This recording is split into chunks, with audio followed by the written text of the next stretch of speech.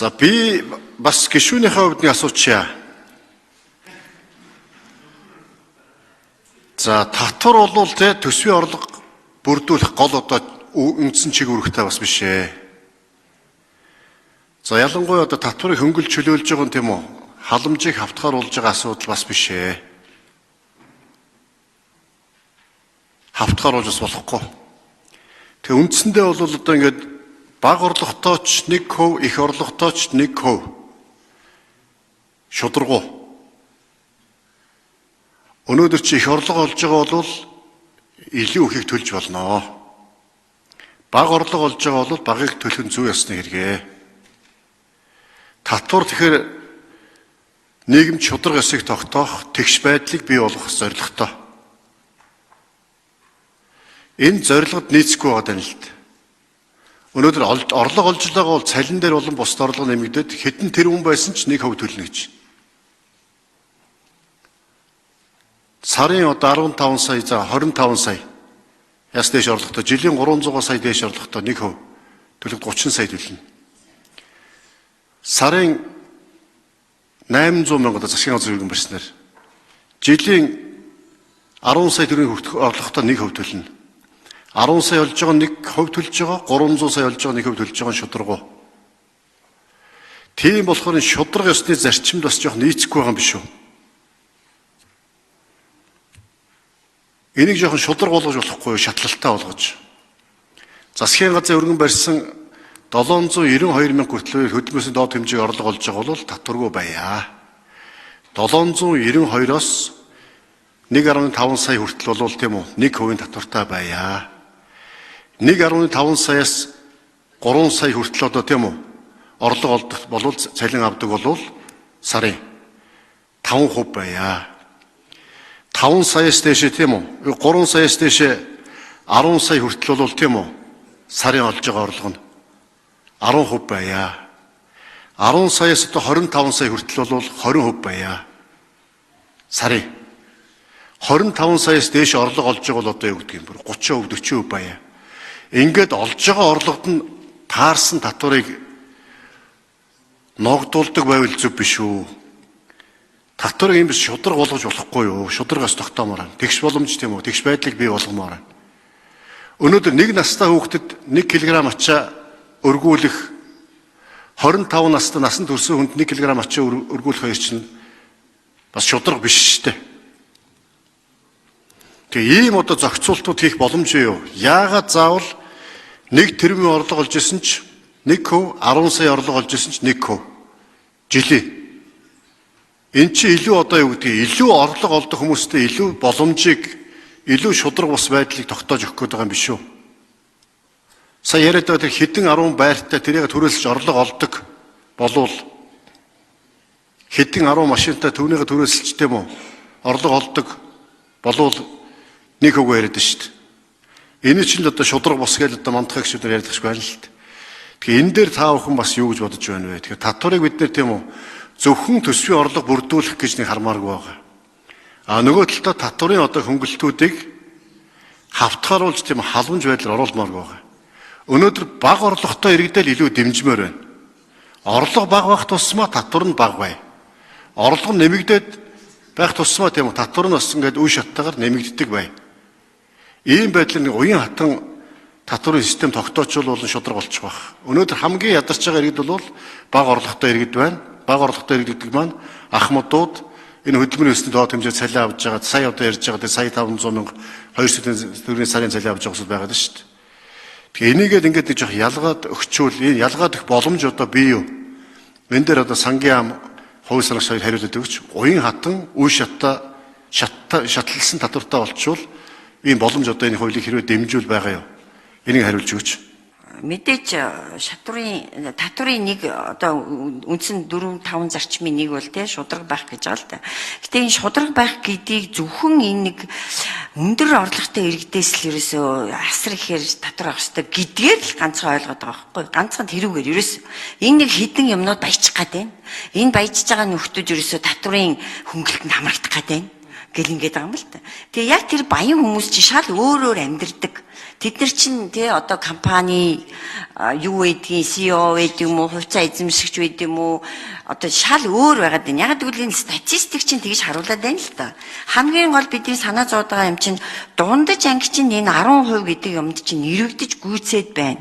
А энэ 792 мянга гэдэг чинь тэгж яриул 240 мянган төгрөгнөөс татвар авдаггүй чинь байж байгаа. Одоо байж байгаа байхгүй юу? Одоо хуулийн хувь хүний орлого албан татварын 23 дээр үндсэндээ нэг 500 мянган төгрөгийг л нэмж байгаа юм. 500 мянган төгрөгийг нэмж татвар авахгүй гэж байгаа. Энэ бол өнөөдөр 792 мянган төгрөгөөр одоо яаж одоо тий яг амьдэрж байна л да, амьдэрч байна. Гэтэ энүүгээр бол хүн шиг амьдрах ямар ч боломж байхгүй шүү дээ. Өөрөөр хэлбэл энэ та бүгдийн санаачилсан 792 мянга гэдэг чинь бага орлоготой иргэдэд зориулагдсан ийм өөрчлөлт. А бидний хүсэж байгаа бол багаас гадна энэ дундаж орлоготой иргэдтэй хандаач. Энэ дундаж орлоготой иргэд чи сүхрлөө. Энэ дундаж орлоготой иргэд буюу дундаж анги гэдэг ямар хүмүүс вэ гэвэл тогтвортой ажилтай, тогтмол цалин авдаг, хуримтлалтай хүмүүсийг хэлнэ гэдэг энэ дэлхийн нийтийн жишг байна. Атал өнөөдөр Монгол улсын цалин авж байгаа хүмүүс бол үрийн одоо хуримтлалтай байна л да, харамсалтай. Хадгаламжийн хуримтлалтай байх ёстой атал үр зээлийн хуримтлалтай 600 мянган иргэн цалингийн зээлтэй ямар баяжаад хэн баяжаад байгаа юм бэ? Бүхэл бүтэн сая хүний чинь 600 мянган цалингийн зээлтэй эннийхээ 100 мянган хугацаа хитэрсэн зээлтэй гэж шүү дээ. Энд чинь судалгаан дээр ярьж шүү дээ. Тэгэхэд хэнийг баяжаад мөрөдөө тоглоомчдыг хамгаалаад ийн гэж яриад байгаа юм бэ? Энд чинь дундаж ангийг хамгаалах гэдэг байгаа байхгүй? Дундаж анги. А яг үнэхээр тэр маш их одоо мэдгүй хэдэн байр савтай байдаг бол татварынхаа энэ төрлүүдийг нэмж болж байна. Үйл хөдлөх хөрөнгөхийн татварыг нэм, газрынхаа татварыг нэм. Газрын татвараас орж ирж байгаа орлого өнөөдөр маш бага байдаг. Хэдхэн тэрбум. Энэ татвараа нэм. Энэ дижитал татваргээ сүүлийн үед гарч ийн. Энийг нэм. Ерөөсөө жоохон толгоогоо ажилуулж энэ татварын төрөл зүйлээ нэм. Дээрээс нь энэ дундаж ангаал авар гэдэг ийм л зүйлийг хэлээд байгаа. За та ч гэсэн орон нутгийн төсөв гэж ярьж байна. Та бас энэ саналыг дэмжээ зөв гэж үзээд орон нутагт бол 1% байх ёстой гэж үзсэн. Тэр үед орон нутгийн төсвийг яа гэж та бодож ирсэн? Би одоо танаас асуумаар. Эсэргээрээ. Орон нутагт бол тэгсэн 1000-аас дээш аслагдсан аймагуудад 1% татвартай, 500-аас 1000 км бол 5% татвартай, 500 дотор Улаанбаатарт бол 10% татвартай гэдэг хуулийг би санаачилж байсан. Энэ бол аслагдсан бүсийн хөнгөлөлт, аслагдсан бүсийн нэмэгдэл гэж. Ер нь Улаанбаатараас холдох тусмаа тэр одоо аслагдсан аймагуудад амьдарч байгаа ард иргэдийн аймагт сумд амьдарч байгаа иргэдийн орлого нь багасаад байдаг, зардал нь нэмэгдээд байдаг. Бензин шатхуун өндөр үнэтэй, гурил будаан өндөр үнэтэй, хувц сунар, давуу дайлан өндөр үнэтэй, тог цахилгаан өндөр үнэтэй. Ингээд үндсэндээ зардал нь өндөр болчдөг.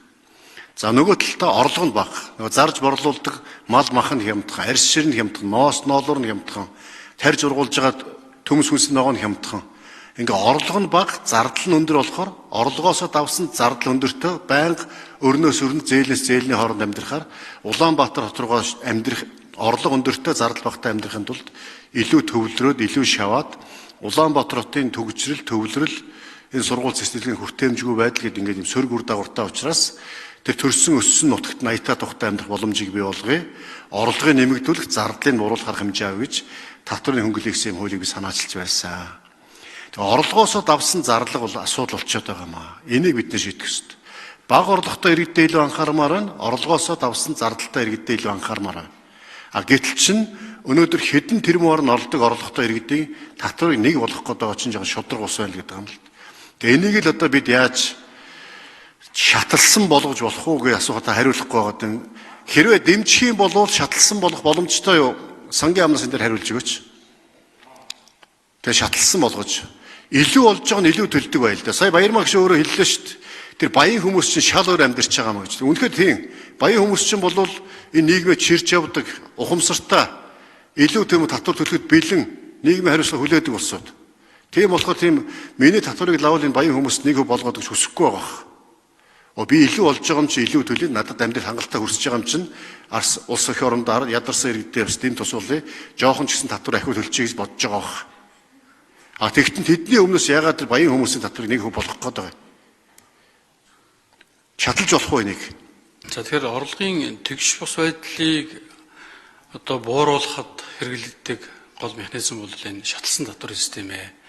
Тийм ч учраас бид нар 2022 онд энэ хувийн орлого албан татвар энэ цалин хөлснөөс тооцоход шаталсан татварын системийг бол оруулж ирсэн байгаа. Жилийн 120 сая хүртэл 10%, 120 саяас 180 сая хүртлийн цалин хөлснөөс бол 120-оос 180 саяын хоорондот нь 15%, 180 саяас дээшгт нь бол нэмэлт 20% татвар авахын тогтолцоог бол оруулж ирсэн. Энэ бол орлогын тэгш бус байдлыг бол илүү боловсронгуй бууруулах, тийм шалсан татварыг боловсронгуй болгох чиглэлээр хийгдсэн арга хэмжээ байгаа. За энэ удаа бид нар яг өнөөдрийн энэ цаг үед эдийн засгийн нөхцөл байдалд уялдуулаад бага дунд орлоготой энэ иргэдийнхээ хөдөлмөр эрхлэлтийг нь дэмжиж, татварын ачааллыг нь бууруулъя, орлогыг нь бол өөрт нь өрөлдөөх ямар механизм байна гэж үзээд тэгээд өнөөдөртөө байгаа энэ 800 орчим буюу хөдөлмөрөөсөө доод хэмжээтэй тэнцэх түвшний одоо цалингаас төлөх хувийн орлого албан татварын 100%-аар бол хөнгөлөе гэсэн энэ хувилбарыг бол бидний хувьд бол оруулаад ирсэн байгаа. За инхээр засгийн газраас оруулсан нэг хувилбар мөн гишүүдийн санаачилсан хувийн орлого албан татвартай холбоотой бас нэг юм тооцоолол бие аргачлалууд ингээ гарч ирж байна. Тэгэхээр магадгүй цаашдаа ажлын хэсгийн түвшинд бас энийг дахин судлах боловсруулах шаардлага гарч иж болох байна. Тэгэхээр нөгөө хуулийн нэмэлт өөрчлөлтийг өргөн барих үед хөндсөн заалтыг л бид хөндөх ёстой. Хөндөөгүй заалтыг хөндөх боломжгүй. Тэгэхээр энэ чинь нэг л заалт хөндсөн байгаад байдаг. Энийг бид нэг ингээд задлаад олон заалт болгоод ингээд олон шаталтай болох боломж засгийн газрын хууль болон Баярмаа нарын гишүүдийн санаачилсан хуулийн дээр ийм боломж бий юу? Энийг тамгын газраас хариулж өгөх үү? Эсвэл сангийн яам хариулж өгөх юм уу? Манай тамгын газрын арай өөр газар л явж байгаа шиг байна тийм ээ. Хариулт байна уу?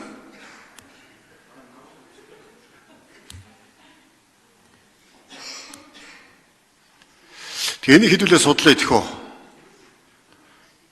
За энэ одоо тэгээд одоо хариулт бэлэн биш байх шиг байна. Судлаад маргааш өглөө танилцуулаарай. За Баярмаа гишүүн за хариулъя. Тийм болохгүй юм байхгүй л дээ. Болохгүй юм байхгүй. Одоо яагаад энийг 1% гэдэг гэвэл арга байхгүй энэ ажил хөдөлмөрийг эрхэлж байгаа 1 сая иргэн чинь 10 саяас доош цалин авж байгаа гэдэг энэ судалгаан дээр чи байгаад байна л та. Энд чинь дундаж анги дахиад дэлхийд тэр 792 мянган төгрөгнөөс нь одоо татваргүй болгоно гэдэг бол бага орлоготой гишүүдэд зориулсан гишүүдийг иргэдэд зориулсан болчиход байгаа байхгүй юу? Атал цаан чи нөгөө дундаж давхраг Монгол улсын хөгжлийн гэлтгүү дэлхийн бүх улсуудын хөгжлийн түлхүүр гол хүчин бол дундаж давхраг. Дундаж анги баян чинэлэг жижигхэн хоримтлалтай байж тухайн улс хөгждөг. Атал Монгол улс чинь хадгаламжийн бус өрний хоримтлалтай болчиход байна. За тэгэхээр үнэхээр энийг хідэн нөхдөө тэнд баяжчих гад ингээд байгаа бол болно. Тийм баян хүмүүс энэ рүү хамрагдаад ингээд залмал гаргаад тийм ингээд одоо маньюс чинь хуулийн хулгай хийчих гээд байгаа бол тэр хүмүүсийг энтерээс бас тийм ингээд гаргаад тэр одоо шатлсан хэлбэр рүү оруулж болно. Гагцгүй энэ дундаж иргэдтэй л 1% энэ татварыг авч үлдээ. За бусад одоо тэр хэдэн саяас дээшийг мэдхгүй тэр хүмүүст нь шатлсан хувилбарыг оруулж болно. Болно шүү. Тэгээ ажлын хэсэг байгуулад яг ажлын хэсгийнхаа үед бол тэр хоёр талаасаа ярилцаад дахиж судалгаагаа нэгтгэхгүй бол нөгөө хэлэхэд энэ засгийн газрын өгж байгаа бид нар бол сангийн яамнаас авж байгаа байхгүй юу? Сангийн яамны энэ мэдээлэл чинь асар зөрүүтэй юм шиг болж хураад байна. Гэхдээ энэ бол тэг үндэс байхгүй л дээ. Та зүгээр бодлоо. 80% нь өндөр орлоготой хүмүүс гихийн эцс байхгүй Монгол улс. Сая хүний 80% нь өндөр орлоготой гэхээр хийдий. Сарын 10 сая төгрөгнөөс зэс цалин авдаг гэсэн үг болох уу? Тэ? Тэгэхээр энэ эдрийн өгсөн энэ одоо юу бол буруу болчиход байна. Зөрөөд байна. Тэгэхээр энэ бүгдээрээ нийлүүлээд ажлын хэсгээр өшөө сайн ярилцаад судалгаагаа нэг болгож жогоод дундаж ангиа энэ 1% нь аварж үлдээгээд тэгээд одоо тэр баячуул байгаад байгаа бол тэр хүмүүст нь одоо тий жоохон татврынхын тэр хувь хэмжээг нэмэгдүүлээд үлдээхэд бол буруу биш гэж бодож